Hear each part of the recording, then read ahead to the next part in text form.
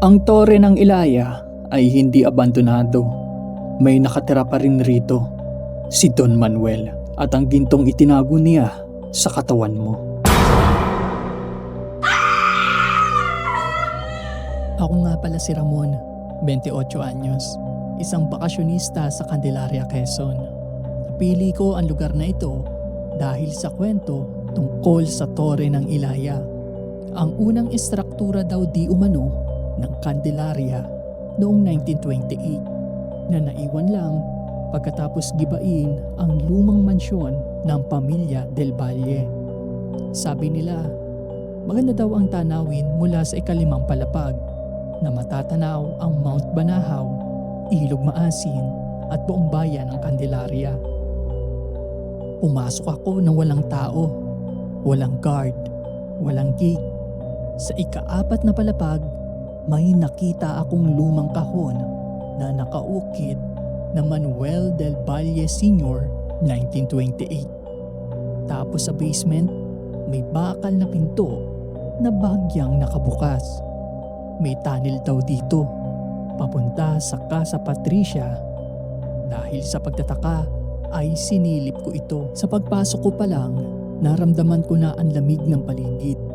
Sobrang lamig, parang may aircon na hindi umiikot. Tapos narinig ko ang isang mabagal na paghinga. Parang may taong nakatago sa dulo ng tunnel. Dahil medyo kinakabahan na ako, umakyat ulit ako sa tuktok ng tore.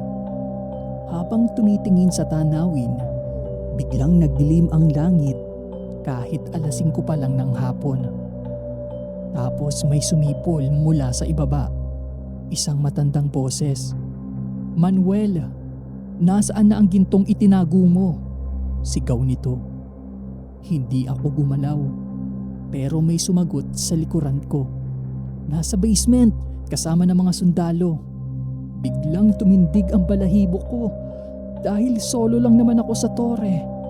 At maya-maya pa ay narinig ko ang tunog ng mga yapak na may bakal. Parang isang batalyon na sundalo at sumisigaw sila ng bansay. Tumakbo ako pababa at sa ikatlong palapag nakita ko sila. Mga sundalong Hapones. Mga anino lang na may helmet. Walang ulo. Isang matandang lalaki na nakaputing barong. Mukha ni Don Manuel Del Valle mismo. Nakatayo sa gitna. Hawak ang isang gintong espada. "Lumabas ka rito," bulong niya. "Ang tore na ito ay hindi para sa mga buhay. Dito kami namatay noong 1945. Dito namin itinago ang ginto at dito rin namin itinago ang aming mga kaluluwa." Hinawakan niya ang braso ko. Parang natunaw ang balat ko.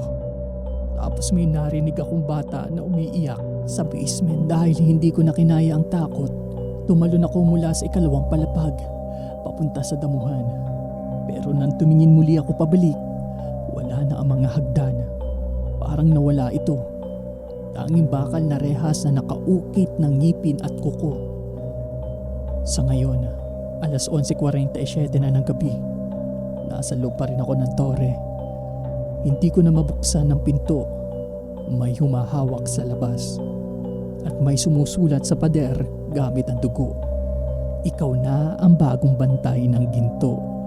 Bulong ng mga espiritu sa paligid. Kung may makakakita nitong liham ko, pasabi sa pamilya ko na huwag nilang balakin na pasukin ang misteryosong tore ng Candelaria. Hanggang dito na lang. Lubos na gumagalang, Ramon.